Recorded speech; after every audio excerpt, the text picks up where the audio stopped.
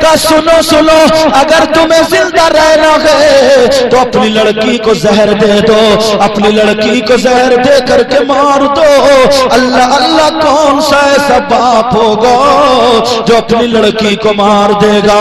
ہرگز نہیں مار سکتا۔ سارے بستی والے بولے ورنہ کل شام تک نکل جانا، اگر بستی سے نہیں نکلے تو تمہیں دھکے مار مار کے نکال دیا جائے گا۔ سینکڑوں ڈاکٹروں کو دکھایا، سینکڑوں حکیموں کو دکھایا، لیکن لڑکی ٹھیک نہیں ہو پائی، لڑکی ٹھیک نہیں ہو رہی ہے، زمین پہ زمین بک رہی ہے، لیکن کوئی راستہ نہیں نکل رہا۔ اللہ اللہ، جب کل شام ہو گئی سارے بستی والوں نے اس کے گھر آ کر کے دھکے مار مار کر کے لڑکی کو بھی نکال دیا اور اس کو بھی نکال دیا۔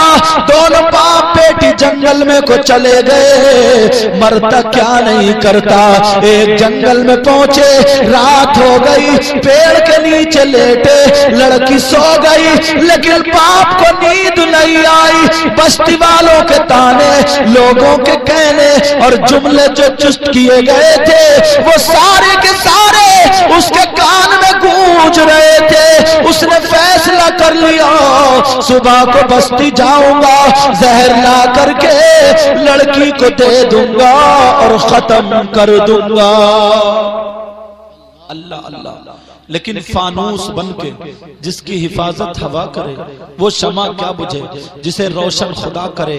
لڑکی کو دے دوں گا، صبح ہو گئی، کا بیٹی میں جا رہا ہوں، کا بجال کہاں جا رہے ہو، کا کھانے پینے کو لینے جا رہا ہوں، لیکن تم مت جانا، تم یہیں پہ رہنا۔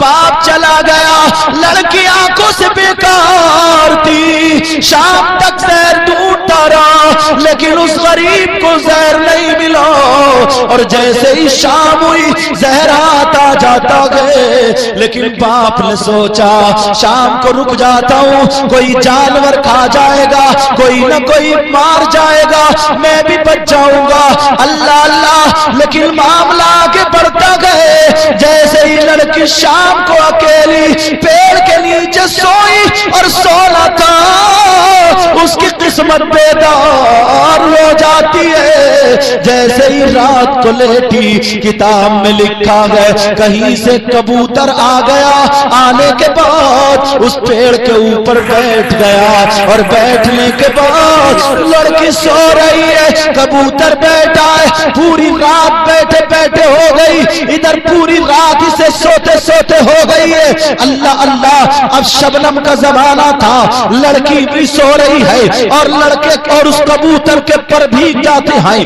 ادھر باپ صبح کا انتظار کر رہا ہے کہ اپنی بیٹی کو لے کر کے جاؤں گا اور زہر کو یہ کھلا دوں گا، یہ زہر بیٹی کو کھلا دینا ہے، اور اگر بچ گئی تو کھلا دوں گا، ورنہ مر گئی تو میرا پیچھا کٹ جائے گا۔ لیکن جس کی اللہ حفاظت کرے اس کو کون مار سکتا ہے؟ ادھر جب صبح ہوئی، کبوتر نے اڑنے کی تیاری کی۔ کبوتر کی عادت ہوتی ہے، پرندوں کی عادت ہوتی ہے، اپنے اپنے پروں کو پھڑپڑاتے ہیں۔ جیسے ہی کبوتر نے اپنے پر کو پھڑپڑایا اور اس کے پر سے ایک شبنم کا قطرہ گرا، اس لڑکی کی آنکھ میں گرتا ہے، لڑکی کی آنکھ ٹھیک ہو جاتی ہے۔ دوسری آنکھ میں گرا، اس کی وہ بھی آنکھ ٹھیک ہو جاتی ہے۔ اللہ اللہ، لڑکی نے دیکھا یہ پرندہ ہے، یہ پرندے کا کمال ہے، یہ کبوتر کا کمال ہے۔ اس نے اپنے ہاتھوں کو بچھا دیا، اپنے ہاتھوں کو پھیلا دیا، وہ کبوتر اپنے پروں کو جھاڑ رہا ہے اور اپنے جسم پر لڑکی مل رہی ہے، لڑکی ٹھیک ہو جاتی ہے۔ ادھر باپ نے دیکھا، وہ زہر لے کر کے چل دیا کہ چلو لڑکی کو میں زہر کھلا دوں گا، لیکن جب آ کر کے دیکھا وہ لڑکی بالکل ٹھیک ٹھاک ہے۔ کہا بیٹی اتنا بتا یہ تو ٹھیک کیسے ہوئی؟ سینکڑوں ڈاکٹروں کو دکھایا، سینکڑوں حکیموں کو دکھایا، لیکن اتنا پتا تو ٹھیک کیسے ہوئی؟ لڑکی نے کہا ابا جان، وہ یہودی تھی، مسلمان نہیں تھی، کہنے لگی ابا جان یہ کبوتر کا نہیں، آج مجھے کبوتر کی شکل میں مجھے خدا مل گیا ہے، ہے، آج کبوتر کی شکل میں مجھے پروردگار مل گیا ہے، آج کبوتر کی شکل میں مجھے خالق مل گیا ہے، یہ اس کے پروں کا کمال ہے۔ اللہ اللہ اتنا کہنا تھا، وہ یہودی کہنے لگا اے کبوتر تو کبوتر نہیں ہے، آج سے تو میرا خدا ہے، آج سے تو میرا پروردگار ہے، آج سے تو رب العالمین ہے، آج سے میں تیری عبادت کروں گا۔ یہاں کے غیور مسلمانوں، سنگھ درا کے سیدھے سادے بھولے والے حسین کی محبت میں آنے والے، ذرا اس کبوتر کی سنو۔ جب اتنا سنا کبوتر کی آنکھوں میں آنسو آ جاتے ہیں اور رونے لگتا ہے اور پروردگار کی بارگاہ میں دعا کرتا ہے، کہتا ہے اے پروردگار تو مجھے زبان عطا کر دے تاکہ میں اس یہودی کو بتا دوں میں خدا نہیں ہوں پرندہ ہوں۔ اے پروردگار تو مجھے زبان دے دے تاکہ میں اس یہودی کو بتا دوں میں پروردگار نہیں ہوں کبوتر ہوں۔ اے مولا تو مجھے زبان دے دے، تجھے نبی کا واسطہ، نبی کی اولاد کا واسطہ، کربل کے میدان میں 6 مہینے کے بچے جو شہید ہوئے ہیں ان کی شہادت کا واسطہ، اللہ اللہ اتنا کہنا تھا، اس کبوتر کی دعا قبول ہو جاتی ہے اور وہ کبوتر کو زبان مل جاتی ہے۔ اب کبوتر کہتا ہے اے یہودی سن لے، تو مجھے خدا کہتا ہے میں خدا نہیں ہوں، تو مجھے رب کہتا ہے میں رب نہیں ہوں، تو مجھے پروردگار کہتا ہے میں پروردگار نہیں ہوں، پھر کون ہے؟ وہ یہودی کہنے لگا ارے میں نے سینکڑوں ڈاکٹروں سے علاج کرایا، سینکڑوں حکیموں سے علاج کرایا